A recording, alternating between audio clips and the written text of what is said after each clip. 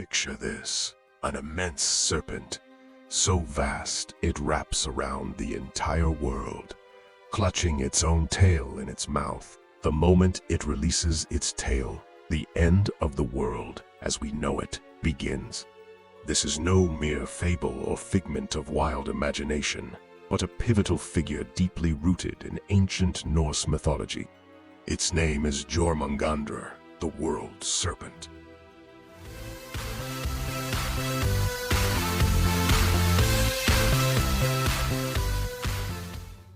Hello, everyone. Welcome back to MindWise, your go-to place for fascinating tales, thought-provoking ideas, and all things mythology. Today, we're diving into the grandiose world of Norse lore as we explore the life and legends of the fearsome Jormungandr. But our tale doesn't stop there.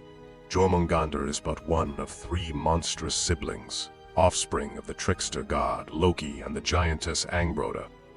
Their names are Fenrir, the gigantic wolf, and Hel, the half-alive, half-dead ruler of the underworld. These siblings are as intrinsically tied to the myths and sagas of the Norse as Jormungandr himself. So let's set sail into this epic saga, shall we? Jormungandr, the Midgard or world serpent, was cast out of Asgard, the home of the gods, by Odin.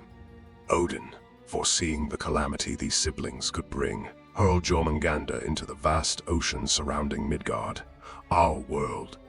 Here, it grew to such an enormous size that it encircled the earth, gripping its tail in its mouth. Next, we have Fenrir, the giant wolf. As a pup, Fenrir was raised among the gods, but as he grew, so did their fear of him. In an attempt to control him, they tricked him into being bound with a magical ribbon. This ribbon, disguised as a mere game, was actually an unbreakable chain. Once Fenrir realized he had been tricked and couldn't escape, he bit off the god Tyr's hand, forever fostering enmity between them. Fenrir's role in Ragnarok is perhaps the most terrifying of all. It is prophesied that he will kill Odin himself. But Fenrir was not alone. He had two children, the wolves, Hel and Skoll, as fearsome as their father. In an intriguing twist of fate, these two were destined to play an equally chilling role in the Ragnarok.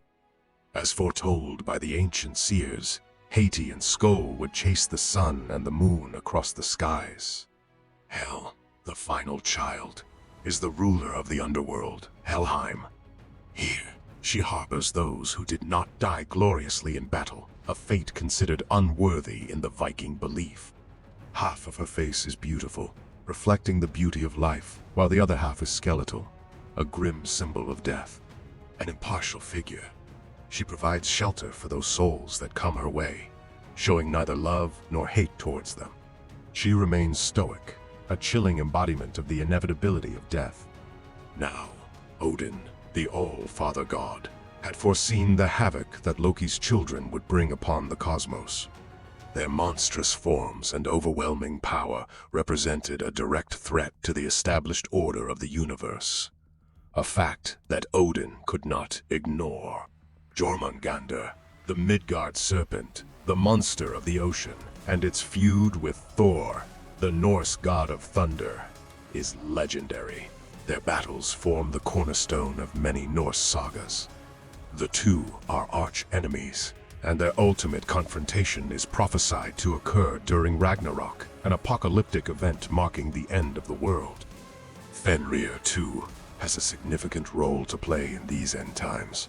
This monstrous wolf grows to an enormous size and is prophesied to wreak havoc during Ragnarok. He will break free from his magical bonds, running rampant across the world.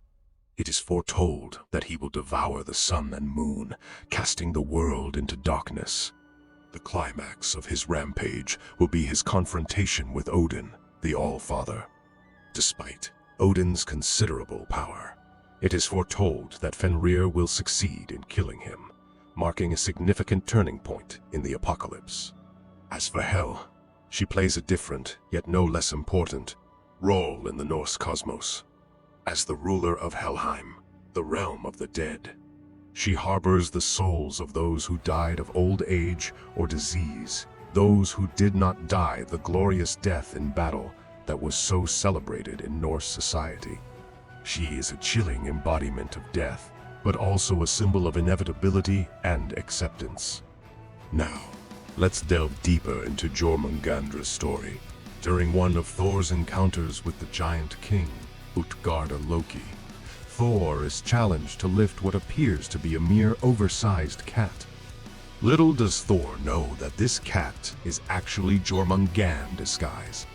Despite Thor's incredible strength, he could only lift the cats high enough for one paw to leave the ground. Utgarda Loki later reveals his trickery, stating that Thor's efforts to lift the cat had, in fact, stretched the world serpent to such an extent that it almost reached the sky. The encounters between Thor and Jormungandr are far from over, though. In another tale, Thor goes fishing with the giant Hymir.